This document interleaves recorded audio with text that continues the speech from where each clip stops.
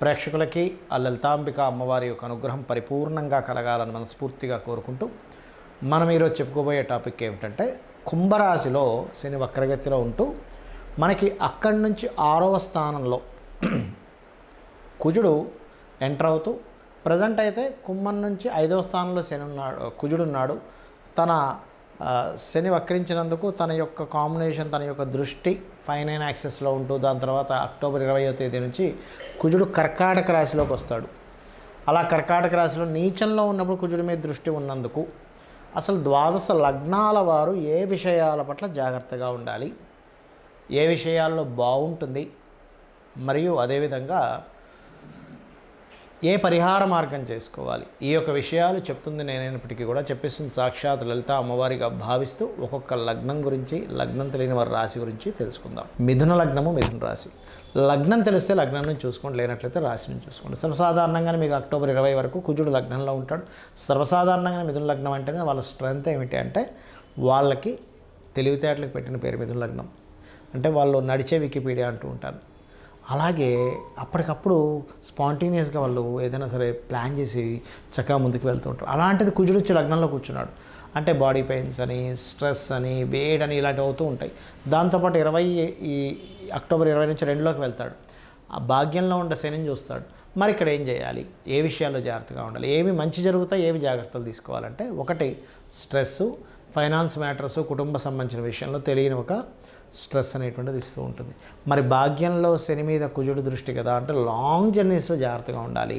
తండ్రి గారి ఆరోగ్య విషయంలో జాగ్రత్తగా ఉండాలి. ఒకవేళ తండ్రి గారికి లేదా తండ్రి సమానులకు కాస్త బీపీ లెవెల్స్ ఎక్కువగా ఉంటే కనుక వాళ్ళ విషయంలో కొంత జాగ్రత్త వహించాలి అనేటువంటిది చాలా స్పష్టంగా గోచరిస్తుంది ఇక్కడ. మరి దీనికి లాంగ్ జర్నీ జాగ్రత్తగా ఉండాలంటే ఏం చేయాలండి? లాంగ్ జర్నీ చేసేటప్పుడు ఆపదాత మహత్తారం దాతారం సర్వసంపదాం లోకాభిరామం భూయో నమామ్యహం అంటే రాముడికి సంబంధించింది లేనట్లయితే శ్రీరామనామ రామేతి రమే రామే మనోరమే సహస్రనామ తత్తుల్యం రామనామ వరానని, లేదా అమ్మవారికి సంబంధించిన శ్లోకం ఏదైనా చేసుకొని లాంగ్ జర్నీ చేయండి. అలాగే ఇంకోటి ఏంటంటే బ్యాంక్ ట్రాన్సాక్షన్స్ విషయంలో కొంత జాగ్రత్తగా ఉండాలి. గురువులతో తెలియకుండానే కొంత ఘర్షణ వాతావరణం ఏర్పడుతూ ఉంటుంది. కుటుంబ స్థానంలో కుజుడు ఉన్నాడు కాబట్టి అక్టోబర్ 20వ తేదీ నుంచి అక్కడ కొంచెం ఫైనాన్స్ ఎవరికైనా ఇచ్చేటప్పుడు అది కొంచెం జాగ్రత్తగా ఉండండి. మరి ఫైనాన్షియల్లో ఎక్కువ ఇబ్బంది వస్తుందా అండి అంటే అమ్మవారి నామం చేసుకుంటే ఏమీ రాదు. అదేం చేయాలి? ఓం సంపత్కరీ సమారూఢ సింధుర వ్రజసేవితాయే నమః, లేదా ఓం ధర్మాధ్యక్ష ధనాధ్యక్ష ధన ధాన్య వివర్ధనీయ నమః. రోజు ఒక్క 40 నిమిషాలు చేయండి.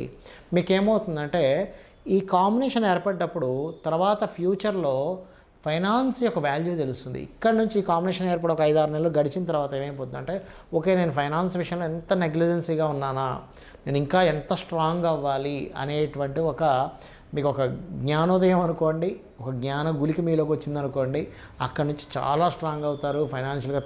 తర్వాత ఇంకా తిరుగు లేనటువంటి సంపద మీరు సంపాదిస్తారు. ఈ శని కుజులు పరస్పర వీక్షణ ఇది ఒక 4-5 నెలలు ఉంటుంది. కాంబినేషన్ ఇవన్నీ మనం చెప్పుకున్నాం. అయితే ఈ కాంబినేషన్స్ ఉన్నప్పుడు ఎవరి మీద ఎక్కువ ప్రభావం చూపిస్తుంది, ఇది మోస్ట్ ఇంపార్టెంట్. ఎలా అంటే చూడండి, ఇప్పుడు మనకి చలికాలం వచ్చింది, అందరికీ జలుబేం చేయదు. కొంతమందికి ఏమో ఎక్కువ జలుబు చేస్తే, కొంతమంది నార్మల్గానే ఉంటారు. ఎందుకు?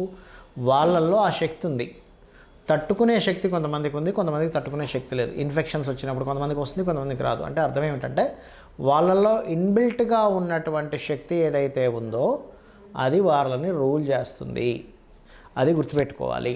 అలాగే మరొక విషయం ఏంటంటే మరి ఎవరి మీద ఎక్కువ ప్రభావం చూపిస్తుంది? మీ జన్మజాతకంలో కనుక శని కుజుల వీక్షణలు ఉన్నా, అంటే శని నుంచి కుజుడు అష్టమంలో ఉండడం, లేకపోతే శని నుంచి కుజుడు సప్తమంలో ఉండడం, చతుర్థంలో ఉండడం, దశమంలో ఉండడం, అంటే 4 and 10 యాక్సెస్ ఇట్లా ఉన్నాయి, లేదా కలిసి ఉన్నారు, అప్పుడు మీరు మరింత జాగ్రత్తగా ఉండాలి. అదీ కాకుండా ఆ కాంబినేషన్ ఉన్నటువంటి వారు పర్టికులర్గా మహాదశ కూడా నడుస్తుంది అనుకోండి, అంటే శని కుజులు కలిసి ఉన్నారు లేదా వీక్షణలో ఉన్నాయి, ఆ మహాదశ నడుస్తుంది. కుజ మహద్దశో శని మహద్దశో, లేకపోతే ఆ రెండూ కలిసి ఏ రాశుల్లో ఉందో ఆ రాశి దశ, అంటే ఉదాహరణకి బుధ రాశుల్లో ఉంది బుధదశ వచ్చిన, కర్కాటకంలో చంద్రరాశిలో ఉంది చంద్రదశ వచ్చిన, సింహరాశిలో ఉంది రెండు కాంబినేషన్ కలిసి రవి యొక్క మహాదశ వచ్చిన, ఇట్లా ఆ రెండూ కలిసి ఏ రాశుల్లో ఉన్నాయో ఆ మహాదశ, లేదా రెండు విడివిడిగి రాశుల్లో ఉంటే ఆ అంతర్దశ మహాదశ, ఎందుకంటే అవి రూల్ చేస్తూ ఉంటాయి.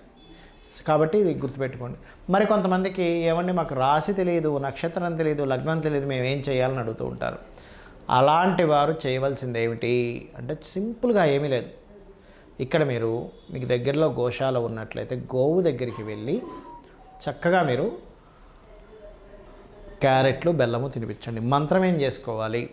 లలితా సహస్రనామాల్లో ఓం అనాకలిత సాదృశ్య చుబుకశ్రీ విరాజితాయై నమః, ఓం స్కందాయ నమః, లేదా ఓం మర్కటాయ నమః, ఈ రెండు కలిపి కూడా చేసుకోవచ్చు. ఓం అనాకలిత సాదృశ్య చుబుకశ్రీ విరాజితాయై నమః, ఓం మర్కటాయ నమః, ఈ రెండు సంపుటీకరణ చేసినట్టుగా కూడా చేసుకుంటే మీకు ఆ శని కుజులు ఎవరైతే ఉన్నారో ఆ ఎనర్జీ ఫార్మింగ్ చేసేటువంటిది ఎలా అంటే ఇప్పుడు బాగా బయట చలేస్తుంది, కానీ కోట్ వేసుకున్నాం, స్వెటర్ వేసుకున్నాం, మనకు చలియదు.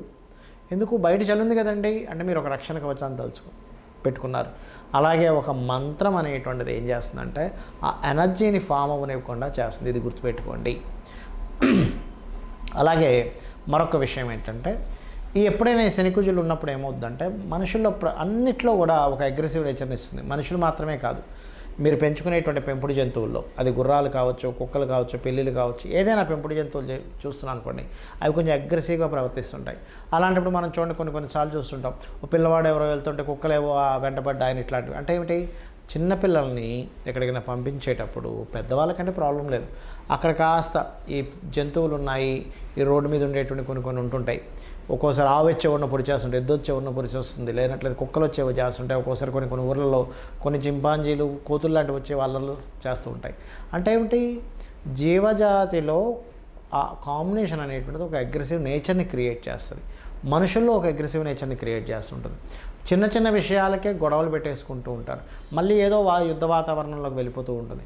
యుద్ధం వద్దనుకుంటేనే మళ్ళీ యుద్ధం చేస్తూ ఉంటుంటారు.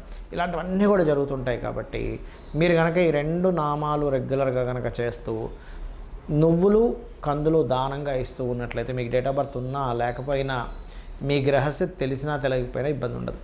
అయితే ఇక్కడ ముఖ్యంగా గోచార గ్రహం యొక్క ప్రభావం కొంతే ఉంటుంది. మీకు ముఖ్యంగా మీ జన్మజాతకంలో లగ్నం ఎలా ఉంది, మీ స్థితి తెలుస్తుంది. మీ ధనాధిపతి ఎలా ఉన్నాడు, మీరు ఏ రంగంలోకి వెళ్తే ధనం సంపాదిస్తారో తెలుస్తుంది.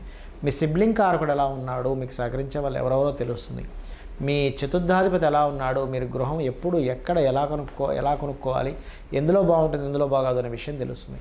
అదేవిధంగా మీ సంతానము, మీరు పూర్వజన్మలో చేసినటువంటి కర్మ, వివాహ జీవితము, ఆల్ ఆఫ్ సడన్గా ఎప్పుడు మార్పులు వస్తున్నాయి. ఏ ఉద్యోగంలో వెళ్తే మీరు సెటిల్ అవుతారు, ఏ వ్యాపారం చేస్తే బాగుంటుంది, మీకు ఇన్వెస్ట్మెంట్స్ ఎప్పుడు చేయాలి, విదేశాలకు వెళ్ళాలా వద్దా, ఎక్కడ టర్నింగ్ పాయింట్ ఉంది, ఎక్కడ మీరు లక్కీ నెంబర్స్ని ఎలా ఎంచుకోవాలి, ఇవన్నీ కూడా మీ జన్మజాతకంలో ఉంటాయి. అంటే మీ జన్మజాతకం 90% to 80 to 90% రూల్ చేస్తే ఒక 10 to 20% గోచారం రూల్ చేస్తూ ఉంటుంది. అంటే గోచారంలో ఈ కండిషన్ ఉంది కాబట్టి మీ జన్మజాతకంలో కూడా ఆ కండిషన్ సంబంధించి నడుస్తున్నప్పుడు మీరు జాగ్రత్త చూసుకోవాలి.